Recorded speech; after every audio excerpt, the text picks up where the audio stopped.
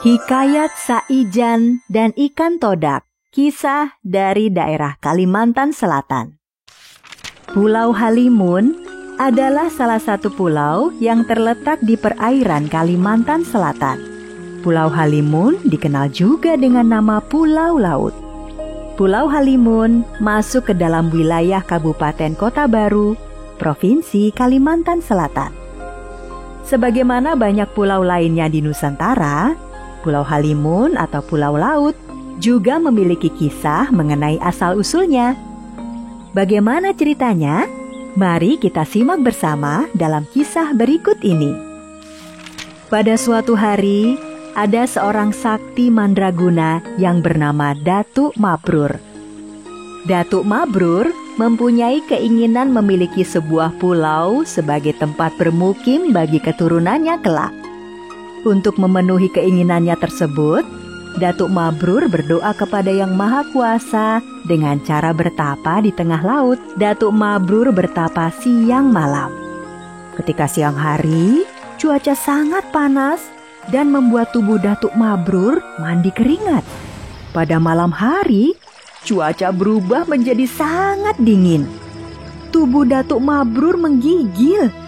Namun, demi mencapai keinginannya, tidak sedikit pun Datuk Mabrur bergerak dari posisinya bertapa. Beberapa bulan sejak bertapa, laut di sekitar Datuk Mabrur sering mengalami badai dengan gelombang yang besar, hujan deras disertai angin dan petir menyambar ke sana kemari. Meskipun berada di tengah badai, Datuk Mabrur tidak sedikit pun bergerak dari tempatnya. Setelah badai mereda, tiba-tiba di permukaan laut muncul ribuan ikan todak di sekitar tempat Datuk Mabrur bertapa. Ikan-ikan tersebut terlihat sangat marah kepada Datuk Mabrur. Namun, Datuk Mabrur sepertinya tidak terganggu dengan keberadaan ribuan ikan todak tersebut dan melanjutkan bertapanya. Ribuan ikan todak yang marah tersebut tiba-tiba terbang menyerang Datuk Mabrur. Anehnya, tidak sedikit pun Datuk Mabrur bergerak dari bertapanya. Dia tetap tenang sambil duduk bersila dan memejamkan mata. Sementara itu, seekor ikan todak yang berukuran paling besar menyaksikan ribuan ikan todak lainnya tidak mampu menyerang Datuk Mabrur. Ikan todak yang paling besar tersebut pun sangat marah.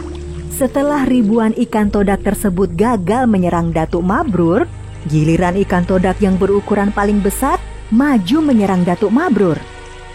Ikan todak yang paling besar tersebut mengeluarkan seluruh tenaganya dan terbang menyerang ke arah Datuk Mabrur. Seperti sebelumnya, ikan todak tersebut terpental dan jatuh. Datuk Mabrur membuka matanya dan melihat ikan todak yang sedang menggelepar kesakitan di depannya. Kamu ini ikan apa? Dan kenapa mengganggu bertapaku? Hai petapa, ketahuilah, semenjak engkau bertapa, laut yang biasanya tenang ini menjadi sering mengalami badai. Kami yang biasanya hidup tenang menjadi terganggu dengan kehadiranmu. Kamu belum menyebutkan ikan jenis apa? Kami ini ikan todak. Masa petapa sakti sepertimu tidak tahu tentang ikan todak? Maafkan aku, baru kali ini aku bertemu ikan seperti kalian. Dan kamu pasti pemimpin dari ikan-ikan ini ya? Ya, benar sekali. Kamu boleh memanggilku dengan sebutan Raja Ikan Todak. Tapi kamu ini sebenarnya siapa? Apa sih tujuanmu bertapa di sini? Namaku Datuk Mabrur. Tujuanku bertapa di sini adalah untuk meminta kepada Yang Maha Kuasa agar memberiku sebuah pulau. Apa? Sebuah pulau? Ya ampun, untuk apa kamu meminta sebuah pulau? Pulau tersebut akan kujadikan sebagai tempat tinggal untuk anak keturunanku kelak. Sebuah pulau. Dasar manusia. Memang sukanya merepotkan umat hewan. Begini ya, petapa sakti, kami akan membuatkanmu sebuah pulau. Tapi lihatlah, aku dan semua rakyatku terluka akibat perbuatanmu. Sembuhkan kami semua, dan sebuah pulau akan kami buatkan untukmu. Apa kamu setuju? Baiklah, aku setuju. Datuk Mabrur berdiri dan dengan tongkatnya menyembuhkan semua ikan todak yang terluka. Nah, sekarang tunggulah di sini. Aku dan rakyatku akan membuatkanmu sebuah pulau. Sebagai raja dari umat ikan, aku akan memenuhi janjiku. Pantang bagi ikan untuk berdusta. Setelah berbicara kepada Datuk Mabrur, Raja Ikan Todak dan seluruh rakyatnya tiba-tiba menyelam ke dalam lautan. Tinggallah Datuk Mabrur seorang diri, berdiri di atas permukaan laut yang tenang. Datuk Mabrur sabar menunggu. Raja Ikan Todak memenuhi janjinya. Laut yang tenang menghembuskan angin sepoi-sepoi. Perlahan-lahan, angin sepoi-sepoi tersebut bertiup agak kencang dan semakin kencang. Datuk Mabrur pun menjadi waspada dengan angin yang bertiup semakin kencang. Datuk Mabrur yang berdiri di permukaan laut dikejutkan oleh ombak yang bergemuruh. Angin pun bertiup semakin kencang. Permukaan laut di bawahnya tiba-tiba bergelombang dan menimbulkan pusaran kencang. Meskipun tidak terbawa oleh pusaran air laut tersebut, Datuk Mabrur tetap saja terkejut. Pusaran air laut dan angin kencang tiba-tiba menghilang. Sayup-sayup, Datuk Mabrur mendengar sebuah suara yang semakin lama semakin jelas terdengar. Saijan, Saijan, Saijan, Saijan, Saijan, Saijan. Suara tersebut ternyata berasal dari ribuan ikan todak. Ketika suara semakin jelas terdengar, tiba-tiba hamparan tanah muncul ke permukaan laut di tempat Datuk Mabrur berdiri. Saijan, Saijan, Saijan, Saijan, Saijan, Saijan. Raja Ikan Todak pun memenuhi janjinya.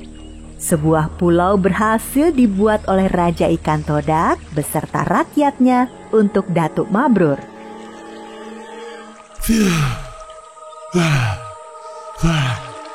Nah, kami sudah memenuhi janji. Sebuah pulau untukmu, wahai Petapa Sakti. Terima kasih banyak Raja Ikan Todak. Aku dan keturunanku tidak akan melupakan jasamu beserta rakyatmu. Saijan. Saijan.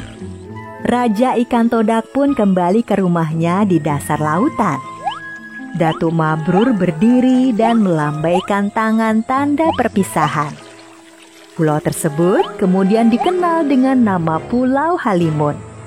Dan kemudian dikenal lagi dengan nama Pulau Laut karena muncul dari dasar lautan.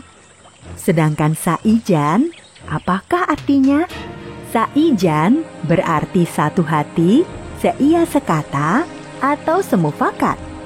Kisah Datuk Mabrur dan Ikan Todak tersebut kemudian hari menjadi ilham untuk lambang dan moto Kabupaten Kota Baru.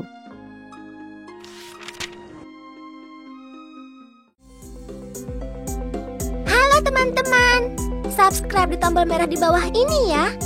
Like dan share juga di media sosial teman-teman. Dan satu lagi, isi komentar, usulan, atau saran juga ya. Terima kasih.